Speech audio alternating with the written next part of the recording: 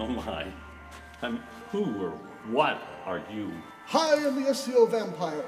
I am an immortal and can never die. Ha ha ha ha! Yeah, the world's first paisley shirt vampire. But never die, I don't believe it. Silence, unbeliever.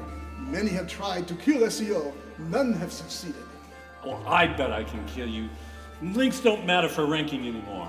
Oh ha! Nice try, mortal. But a study by Stone Temple shows that they are still more powerful than most people think. Whoa, maybe you really are immortal SEO vampire. You're sure hard to kill. Many try to kill SEO, but I am not dead yet. But much like a man who can become a bat, SEO will change. Here's why.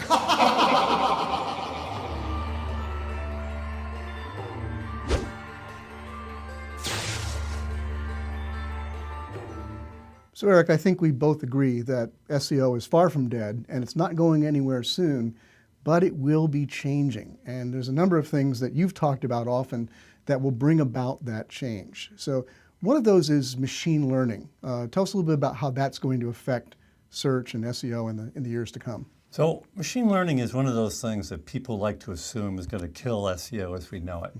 And what most people don't realize is what's actually going to happen is that search engines like Google and Bing will use machine learning to really try to accomplish the things that they were already trying to accomplish anyway, like identify great content, identify content that users like the most, identify the most authoritative content, and better understand user intent and queries. So at the end of the day, what we have to do from an SEO perspective, at least in the near term, and by near term I mean the next 3-4 years, won't change very much. Okay, so just build great content, optimize, think about the user, those sort of things that we should always be doing, right? Absolutely. Yeah. So what about mobile? I mean, that's changing everything. Some call it the mobile revolution. Google just talking mobile, mobile, mobile. How is that going to change the SEO landscape?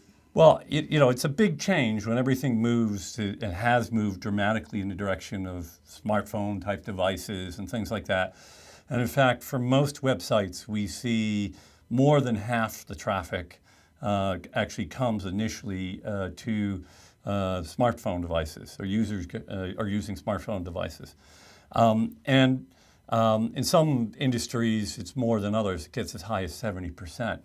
But the reality is, even though most of your visitors come from a smartphone device, that actually more of your page views and more of your time on site and more of your conversions still come from desktop. But either way, the rules for optimization from an SEO perspective don't change that dramatically, except in one key way, which is user behavior is a little bit different. And so you have to really optimize your site experience around that. Okay, one more. This one seems like to a lot of us to be the big disruptor that very few people are talking about this situation. I know you've talked a lot about it and done some studies on this already. Digital personal assistants, those devices that we can talk to and interact with, the Google Home, the Amazon Echo, these various things. So we can do searches on those, but it's a different experience from a laptop or even a smartphone, right? It is, and of the three, this is clearly the biggest change and something that has the potential to be hugely disruptive. So much so that I've come to start expressing to people my thought that it's a big enough change, it could literally be the thing that unseats Google because the user interface is so dramatically different, and it's going to be it's a very different experience for users. No search box, no browser. You might have a companion device for getting results on. But fundamentally, when you ask a voice query of a device like your watch or your thermostat or your TV or your car, you get one voice response back. And the best analog for that today is featured snippets.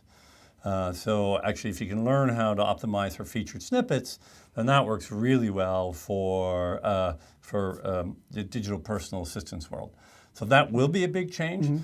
But from my perspective, that will still be a form of SEO. Okay. It just will have perhaps some different aspects to it than what we're doing today. So if you're wondering, how am I going to keep up with all this? How am I going to be ready for these revolutions that are coming to search? We've got a great answer for you. Coming up this spring on May 9th, Next 10X, our second annual digital marketing conference, will be entirely focused on the future of digital marketing, what it's affecting today, what it will affect tomorrow, how to be ready for it. We invite you to find out more about it and hear speakers such as Eric, Rand Fishkin, Ann Handley, we got me, like that, Larry Kim, and many others share their perspectives on how you can be ready now and tomorrow for the future of digital marketing. Check it out in the link in our show notes, and we hope to see you there in May. Thanks, Eric. Absolutely. Thank you, Mark. Rats! So it isn't possible to kill you, SEO vampire? Yes, I am immortal and invincible. I guess I'll grant you that. But hey, do you realize that getup of yours is like kind of out of style, right?